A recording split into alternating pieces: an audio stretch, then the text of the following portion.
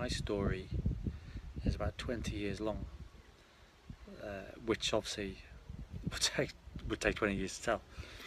So I'm going to try and make it a bit shorter, try it in a few minutes.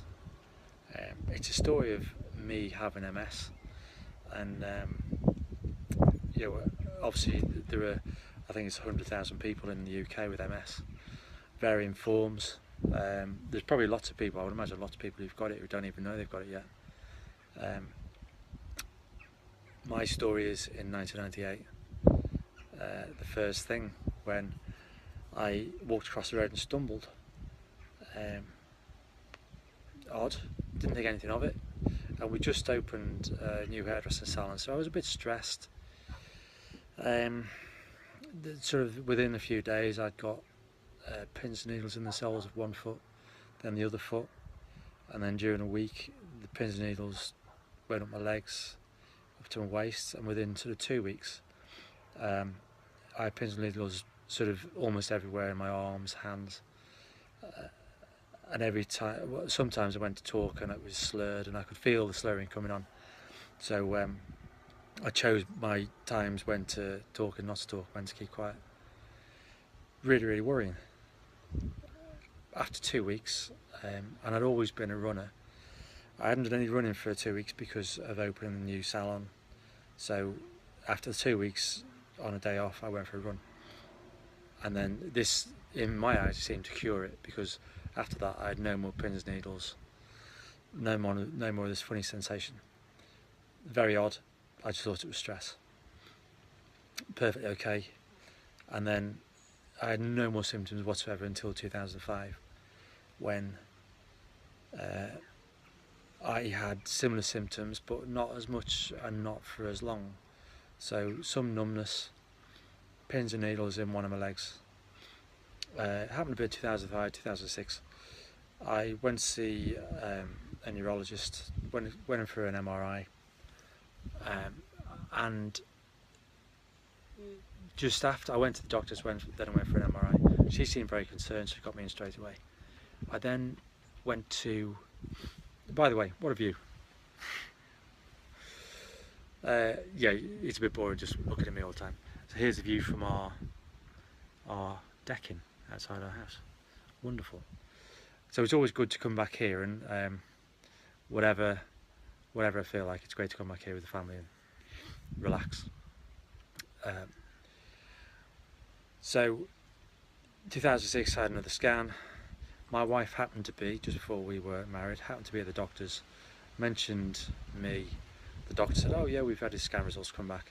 The computer was turned round to the point where my wife could see the screen, and on it she saw the symptoms of MS. So obviously I was really worried. But then it was said to be the symptoms are similar to viral infection. So if I had more symptoms throughout the years in the future, MS, and if not, a viral infection. So yeah, and the symptoms calmed down to the point where we thought, no problem, it's just a viral infection. Then 2013, more, and during this time I was always doing running, loads of running, running 30 miles a week, great, no problem at all.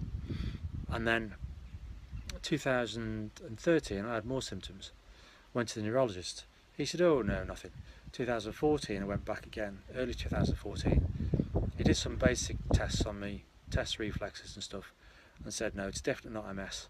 And obviously that's the sort of thing that we want to hear, that you haven't got MS, you haven't got a debilitating disease.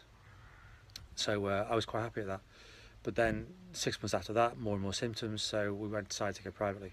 Well, I had more scans, and then without a shadow of a doubt, it was concluded that I've definitely got MS, relapse remitting MS. And I thought, and my wife thought, fine, you know, I was okay, wasn't affecting me day to day really, only when I was running. But then, so that's 4 years ago almost, and now, cut to now, so at the time, no problem, to now, I now have secondary progressive MS, in fact relapse and secondary progressive MS, and I didn't know such a thing existed. So now where I can't run anymore, difficulty walking, And if you're watching this, you know what it's like, or you know somebody. You've either got it or you know somebody who's got it, and you know the implications and the difficulties and the ups and downs. So what we do from here, I don't know. Yeah, I'm not too bad. I'm nowhere near as bad as lots of people, but considering what I was like, I'm a hell of a lot worse than what I was. And obviously the mental side of it, today I'm fine. 4 days ago, I was in a really, really low place, and I would like to think I would never commit suicide, but you know, it's a way out. Today I think no chance. 4 or 5 days ago, I didn't do it, obviously, but it seemed more of a realistic opportunity. Not necessarily to get rid of all the trouble, but the trouble that I caused for my family, my wife and our children, and a difficult one. Yeah. I know that realistic, I would hope that they wouldn't want me to do it, and like I say, I can't imagine doing it, but you know what it's like, you know, to feel useless. So not just the spasticity side of it and the memory side of it, but fatigue and mental side of it is thinking that you're useless to the people that you love and the people that you don't want to be useless for. So that's where we are at the moment. Lots more things in the meantime, so stay tuned.